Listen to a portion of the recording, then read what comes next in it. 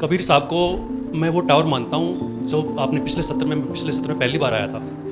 आपने कहा था वो टावर जो हमें आउटर स्पेस से जोड़ते हैं, तो मेरे लिए वो टावर कबीर साहब है। उनका शब्द है, कबीरा खड़ा बाजार में लिए लुकाठी हाथ, जो घर बार अपना चले हमारे साथ। आचार्य जी, मिशन के संदर्भ में इस उलटबासी का क्या अर्थ? ये उलटबासी नहीं है, तो बहुत सीधी है। जी जी जी। उलटबासी तब होती है जब बरसे कंबल भीगे पानी। दूसरा, मैं पिछली बार 2 बुक लेके गया था, कर्मा और गीता।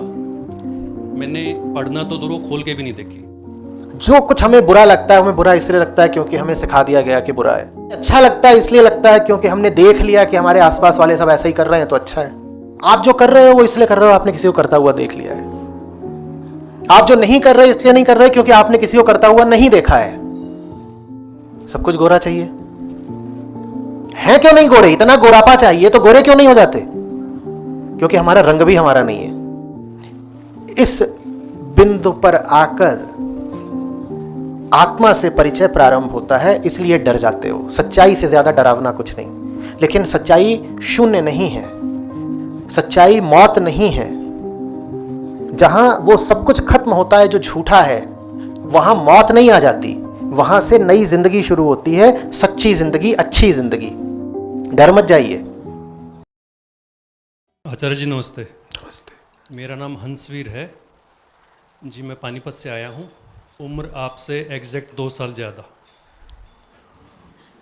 व्यवसायी हूँ। कबीर साहब को मैं वो टावर मानता हूँ जो आपने पिछले सत्र में पहली बार आया था। आपने कहा था वो टावर जो हमें आउटर स्पेस से जोड़ते हैं, तो मेरे लिए वो टावर कबीर साहब है। उनका शब्द है, कबीरा खड़ा बाजार में लिए लुकाठी हाथ, जो घर पर अपना चले हमारे साथ। आचार्य जी, मिशन के संदर्भ में इस उलटबासी का क्या अर्थ है?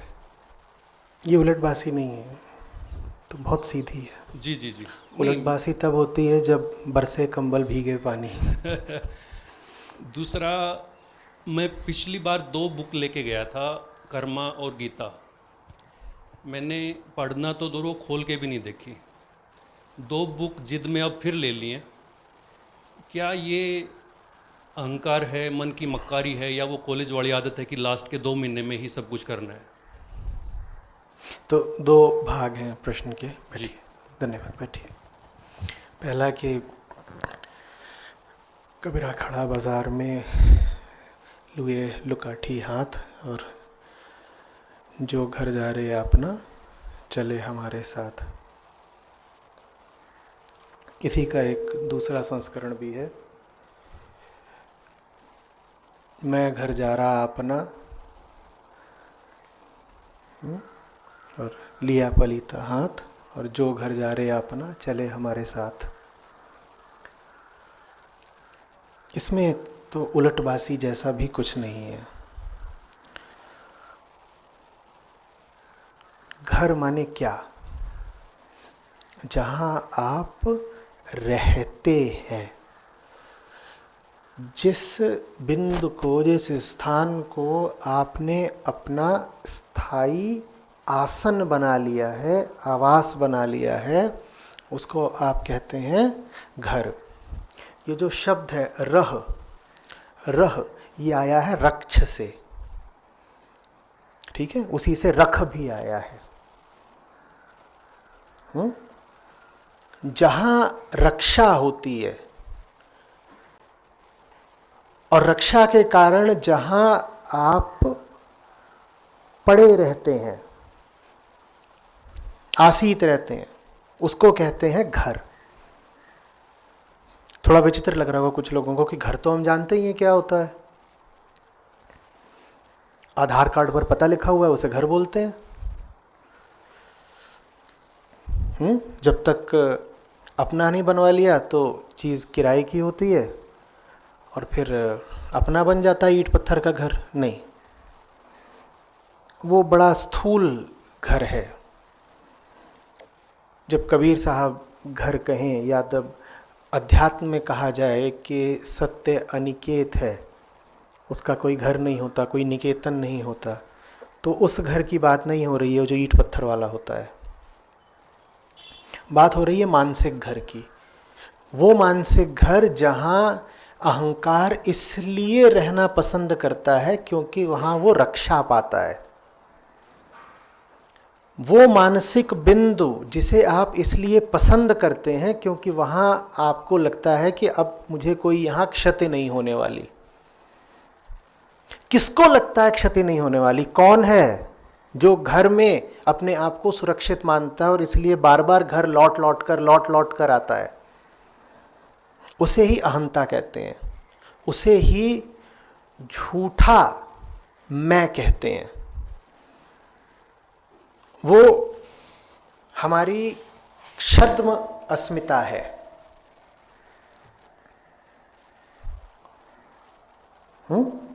वही वहां रहना पसंद करती है।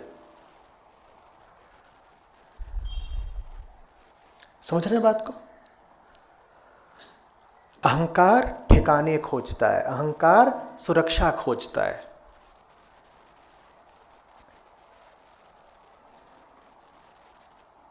और घर में क्या होता है आपके पास? वो सब सामग्री जो आपको सुविधा देती है। घर से बाहर निकलते हैं तो कई तरह के कष्ट शुरू हो जाते हैं। घर में वापस आते हैं तो सब कुछ अपने अनुकूल पाते हैं। अनुकूल किसके अनुकूल? यही प्रश्न मौलिक है। किसको सुविधा चाहिए?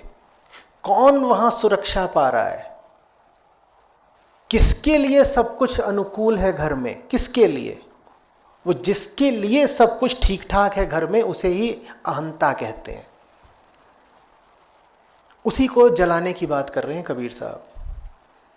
कह रहे जब तक आप अपने मानसिक घरौंदे में सुविधा पूर्वक विश्राम कर रहे हो, सब कुछ लगता है ठीक है, बढ़िया है, कंफर्टेबल है, तब तक आप अपना जन्म ही व्यर्थ कर रहे हो। तो कहते हैं मैंने तो अपना घर जला दिया है और हाथ में जलती हुई लकड़ी है या मशाल है,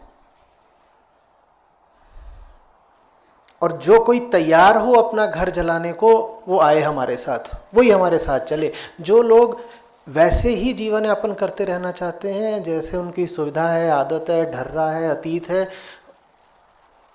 उनके लिए कोई आशा नहीं। उन्हें हमारी संगत रुचेगी भी नहीं, वो ना आए हमारे साथ।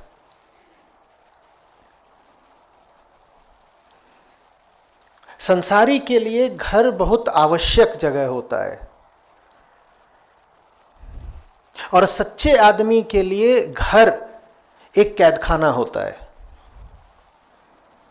मैं फिर कह रहा हूं, मैं आपसे अपने ईंट पत्थर के घर को आग लगाने के लिए नहीं कह रहा, कुछ अनर्गल मत कर लीजिएगा। इसीलिए जब ये सारी बातें प्रकाशित होती हैं तो पहले उनमें एक बड़ा सा डिस्क्लेमर लगाना पड़ता है।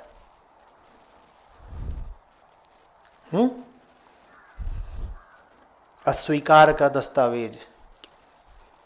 अगर आप हमारी कही हुई बात को समझ नहीं पा रहे हैं तो उसके परिणामों की जिम्मेदारी लेना हम अस्वीकार करते हैं, क्योंकि हम तो अधिकार रखते हैं बस उस बात पर जो हम कह रहे हैं। आप ध्यानपूर्वक न सुने और कुछ भी मनगढ़ंत अर्थ निकाल लें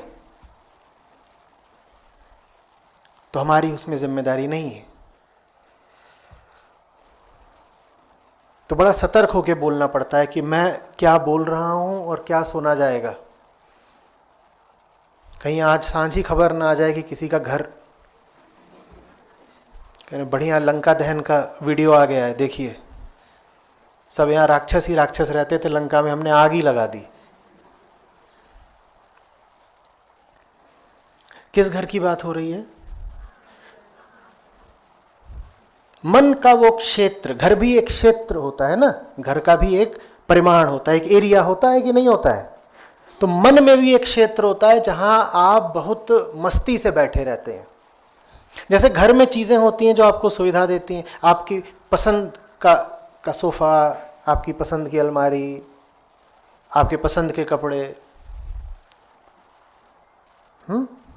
छोटी छोटी चीजें भी आप अपनी रुचि मुताबिक अपने घर में रखते हैं। चाहे वो गैस का बर्नर ही क्यों ना हो, दीवालों का रंग क्यों ना हो, बिस्तर की चादर क्यों ना हो, बाथरूम में शावर या बाल्टी क्यों ना हो, वो आप कहते हैं देखो मेरे हिसाब से होना चाहिए। ये जो चीज है मेरे हिसाब से, इसको ही अहंकार कहते हैं। पूछना पड़ेगा ना किसके हिसाब से चला रहे हो, आप कहते हो अपने हिसाब से। ये जिसे आप अपना हिसाब कहते हो ये नकली है, क्योंकि वो आपका है नहीं, वो आपने भी कहीं से पकड़ लिया है। और इसका प्रमाण ये है कि जो आज आपका हिसाब है वो कल आपका नहीं था और आने वाले कल में भी नहीं होगा। पर आज आप कहते हो मुझे तो यही पसंद है, फलानी टाइल्स लगनी चाहिए, वो वाला मार्बल चाहिए मुझे। उस वाले मार्बल को अपने जीजा जी के घर में नहीं देखा होता तो आप बोलते लगवाने के लिए।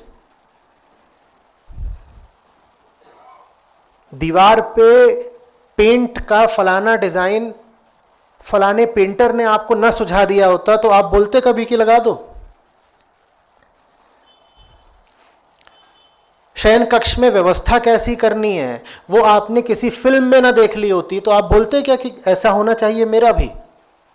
पर अब वो सब कुछ देख लिया है तो कहते हैं मेरी पसंद मेरी पसंद। वो चूंकि आपकी है ही नहीं, इसीलिए समझाने वालों ने जोर देके समझाया है। क्यों उसे अपना बोलते हो, तुम्हारा है नहीं, तुमने कहीं से सोख लिया और इतने बेहोश हो तुम कि तुम्हें पता भी नहीं कि तुम कहीं से सोखे बैठे हो। किसी और चीज को, किसी और की दी हुई चीज को अपना बोल रहे हो और अपनी जान, अपनी जिंदगी, अपनी ऊर्जा पूरी उसके पीछे लगा रहे हो।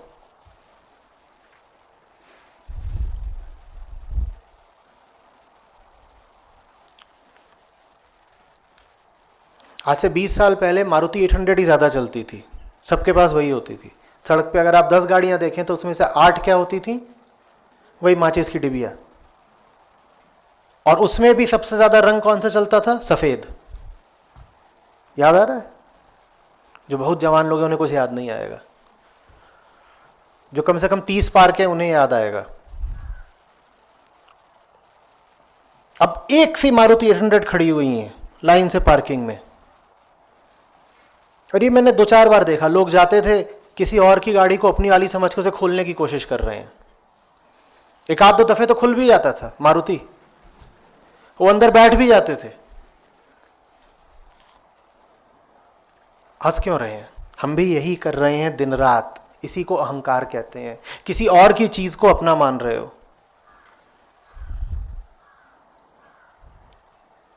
वहां तो कोई ना कोई आके बोल देता था ये आपकी नहीं है, बाहर निकलिए। लेकिन हमने जो विचार, मान्यताएं, धारणाएं और भावनाएं पकड़ ली हैं, हमें कोई बताने ही वाला नहीं है कि ये आपकी नहीं है, छोड़िए इन्हें, बाहर निकलिए इनसे। इसलिए उस घर को जलाना जरूरी है, क्योंकि वो आपका घर है ही नहीं। तो माने वास्तव में जलाना क्या है? जलाना है झूठी चीज के साथ अपना रिश्ता। जो आपका नहीं है उसके साथ क्यों तादात्म्य बनाए हुए हो? मेरा है, ममत्व तो क्यों रखे हुए हो? उसी झूठे रिश्ते को जलाना है, किसी चीज को मत जला देना।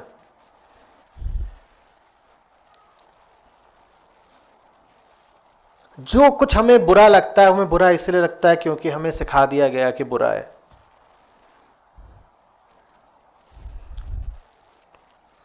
जो हमें अच्छा लगता है इसलिए लगता है क्योंकि हमने देख लिया कि हमारे आसपास वाले सब ऐसा ही कर रहे हैं तो अच्छा है।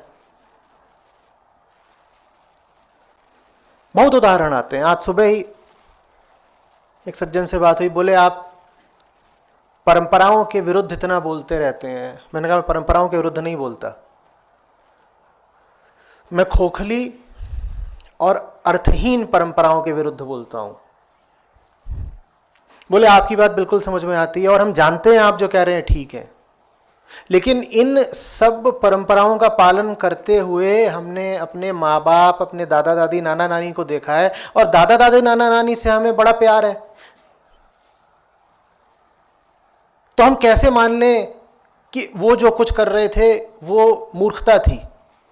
मैंने कहा अभी तो तुमने कहा कि तुम जानते हो ये मूर्खता है। बोले हाँ है, पर बड़ी चोट लगती है ये मानते हुए कि आज तक हमने अपने बड़ों को, बुजुर्गों को जो करते हुए देखा वो सब कुछ वो बिल्कुल अज्ञान और अंधकार में कर रहे थे।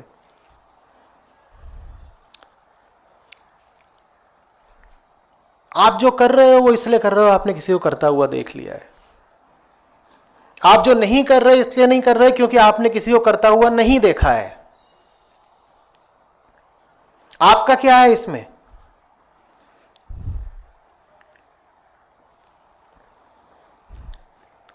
जो लोग शाकाहारी हैं वो अधिकतर शाकाहारी इसलिए हैं क्योंकि उनके घर में शाकाहार चलता था। ऐसा शाकाहार दो कौड़ी का है। आप ब्राह्मण हो, आप जैन हो, आपने घर में ही यही देखा है कि कभी मांस के अंडा वगैरह भी नहीं बना तो आप नहीं खाते हो। कोई मूल्य नहीं इस बात का। और यही वजह है कि ऐसे घरों से निकले हुए लड़के लड़कियां जैसे ही हॉस्टल जाते हैं वो सबसे पहले बकरा चबाते हैं, क्योंकि उनके शाकाहार में कोई दम था ही नहीं। वो तो शाकाहारी बस इसलिए थे क्योंकि मम्मी ने हमेशा आलू और गोभी बनाया। हॉस्टल पहुंचते नहीं है कि तुरंत कहते हैं कहां है बताओ, चिकन की टांग दिखाओ। जो मांसाहारी हैं वो भी इसीलिए मांसाहारी हैं कि बचपन से ही देखते थे कि त्योहार में भी कुर्बानी हो रही है और त्योहार में भी, धर्म में भी मांस खिलाया जा रहा है, तो उनको मांस खाने की लत लगी हुई है। ऐसा नहीं कि उन्होंने भी बहुत विचार करके बड़े बोध से, बड़े विवेक से निर्णय लिया है मांस खाने का। उन्हें भी बचपन से मांस खिला दिया गया तो खाए जा रहे हैं, जिन्हें नहीं खिलाया गया वो नहीं खाए जा रहे। कुछ भी हमारा नहीं। बच्चा पैदा होता है तुरंत बोलते हैं शक्ल बाप पर गई है। हमारी तो शक्ल भी हमारी नहीं, और फिर कहते हो मेरा मुंह मेरा चेहरा। आंखें मां पर गई हैं, आंखें ही ठीक हैं बस।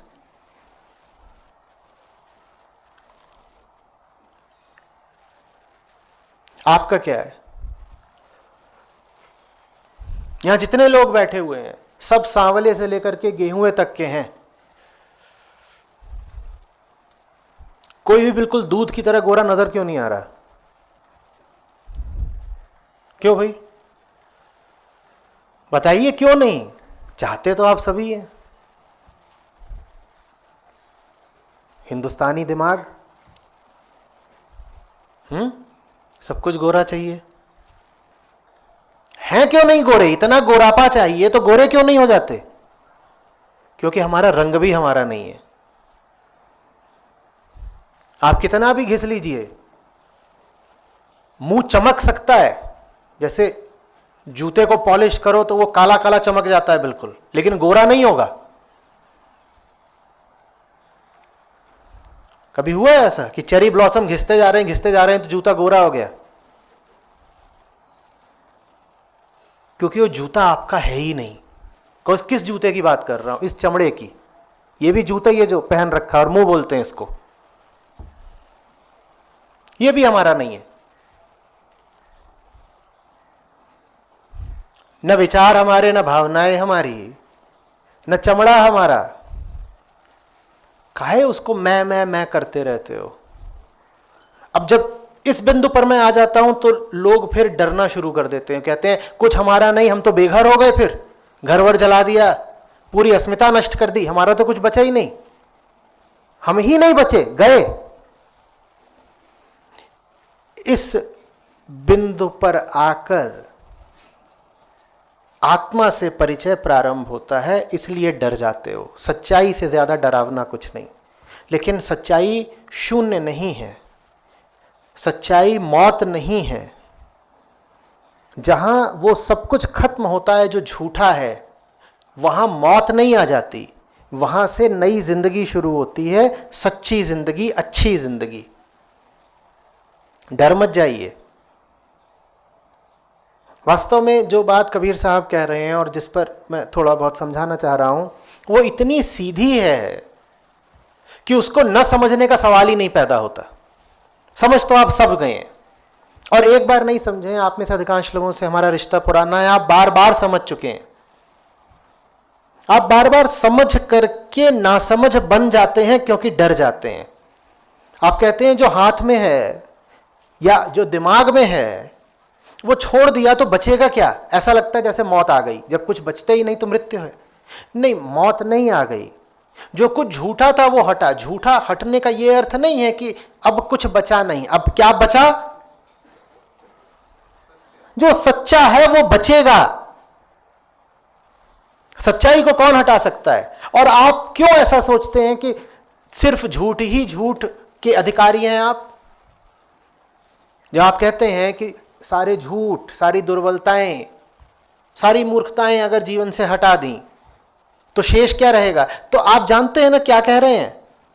आप कह रहे हैं न मेरे पास कुछ सच्चा है, न मेरे पास कुछ सच्चा पाने की संभावना है। आप अपने आप को बहुत छोटा करके देख रहे हैं। आप अपने ही अधिकार से परिचित नहीं है। सच्चाई हक है आपका।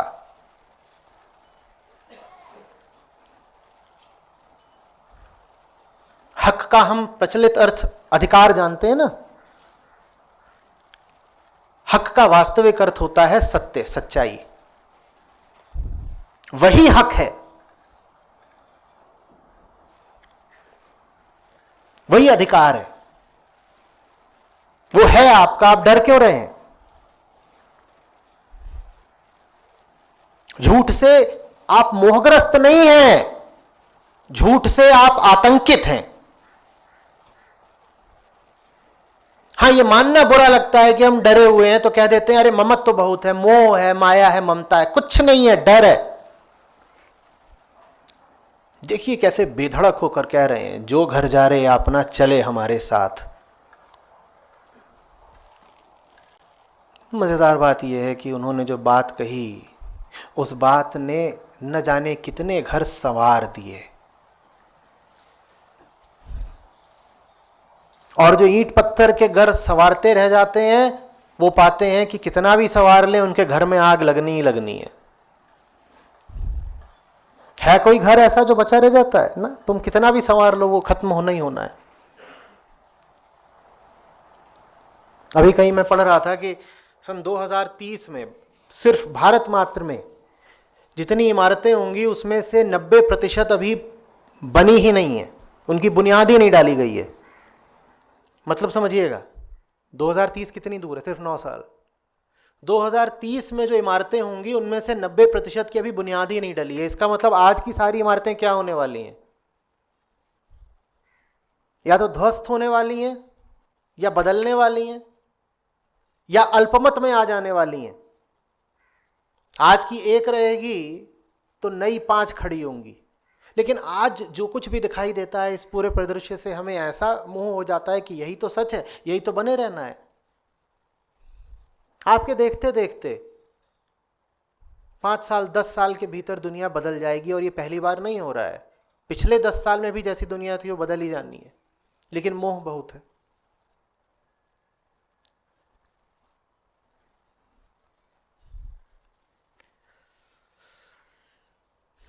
डर हमसे कुछ भी करवा सकता है। डर आलस है। गीता में जिसे षड रिपु कहा गया है, 6 शत्रु हमारे, वो सब डर ही हैं। हमारी मूल समस्या है डर।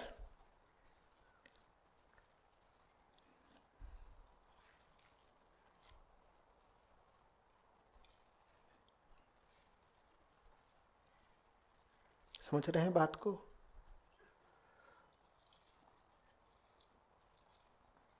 थोड़ा विश्वास तो करके देखिए, मिट नहीं जाएंगे आप। अगर आपने जो झूठ है, फरेब है, आडंबर, मिथ्या है, उसको मिटा दिया तो वो सब मिटेगा, आप नहीं मिटेंगे। आप हैं। अपनी हस्ती पर भरोसा करिए। आप अपने आप को जितना जानते हैं आप उससे कहीं ज्यादा सामर्थ्यवान हैं। अपना आकलन आप बड़ी हीनता में करते हैं, अंडर एस्टिमेशन।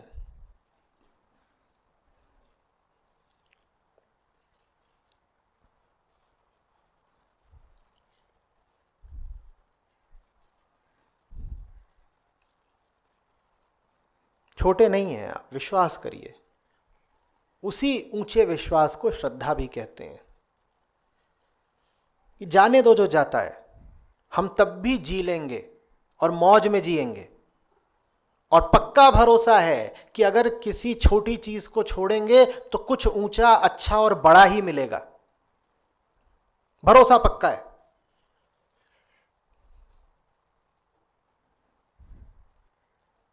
बुरे से बुरा क्या हो सकता है?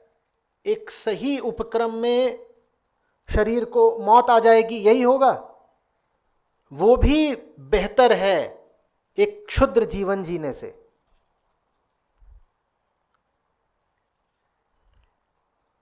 और हमसे अस्तित्व की दुश्मनी है क्या कि खासकर हमें ही मौत आ जाएगी? मौत अगर हमें आएगी भी तो सबको आनी है। मैं ईमानदारी की जिंदगी जी करके बुरे से बुरा यह होगा कि मर जाऊंगा, तो क्या जो बेईमान है वो अमर बैठे हैं? मरना तो बेईमानों को भी है ना, मरना तो सब कायरों को भी है ना। या कायरता दिखा करके अमर हो जाते हो?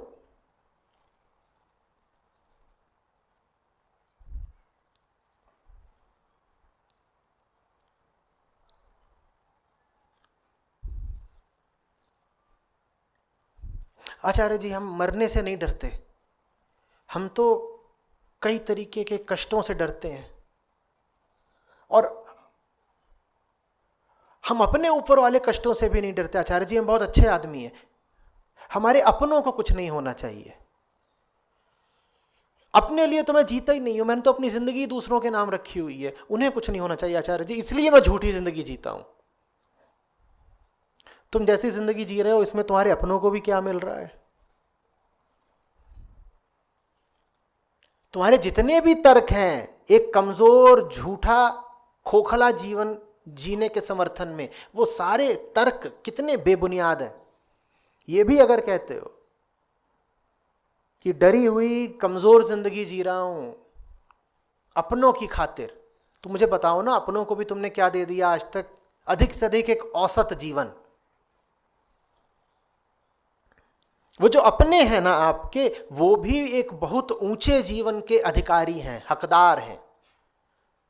और छोटी जिंदगी जी करके आप उन्हें भी कुछ नहीं दे पा रहे हो, आप उनके साथ भी अन्याय कर रहे हो।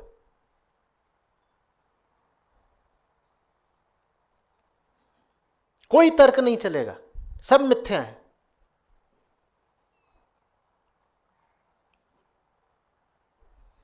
सच के खिलाफ कौन सा तर्क चल सकता है बताइए?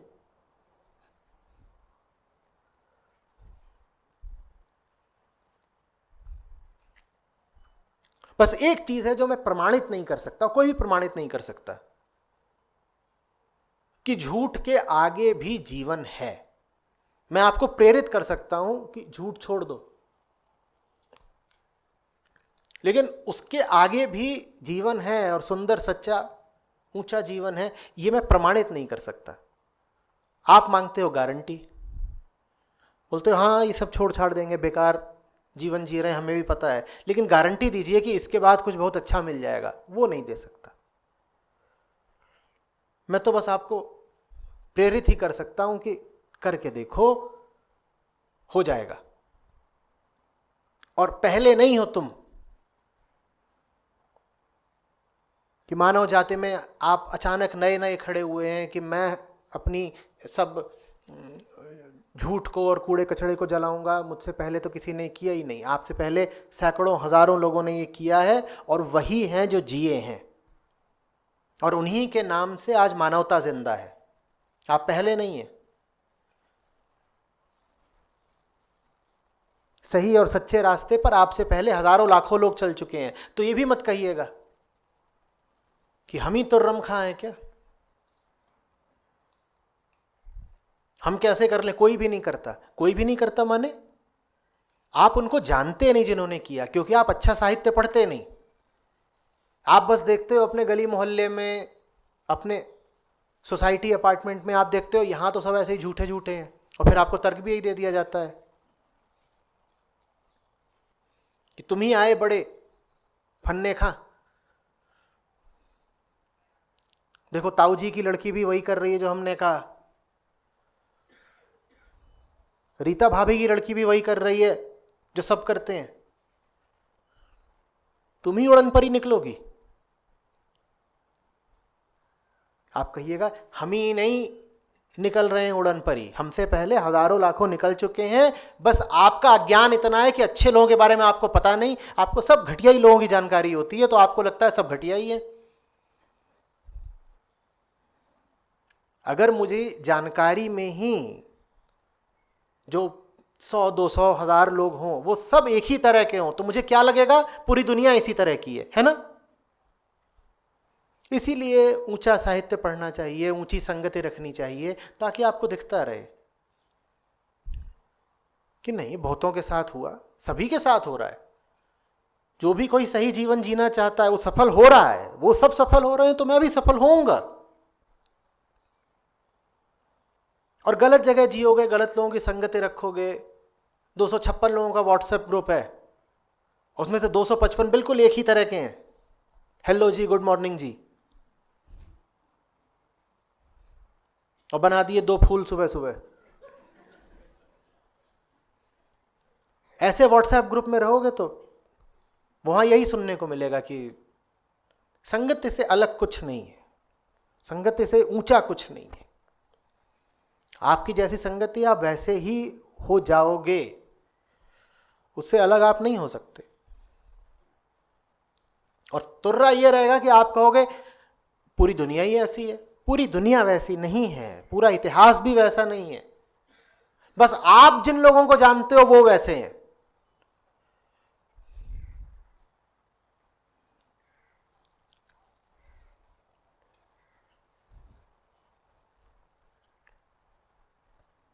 तो अपने तर्कों को थोड़ा काबू में रखिए।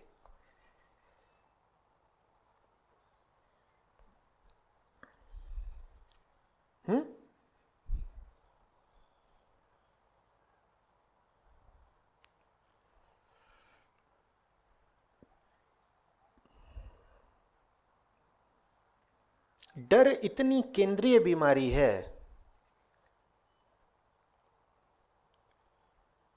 कि हमारे उच्चतम ग्रंथ भी ये नहीं कहते कि वो आपको मोक्ष दिलाने के लिए हैं, या वो आपके भीतर से मोह कम करने के लिए हैं, या क्रोध या काम कम करने के लिए हैं।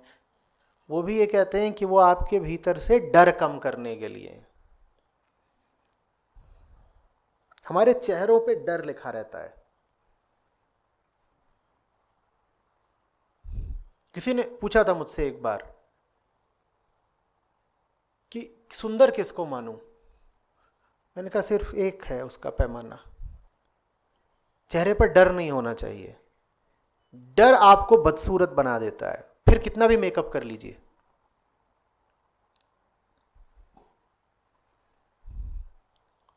और जिसके चेहरे पर डर नहीं है वो सुंदर है। सौंदर्य की शायद इससे सटीक परिभाषा हो भी नहीं सकती। जहां डर नहीं है वहां सौंदर्य है।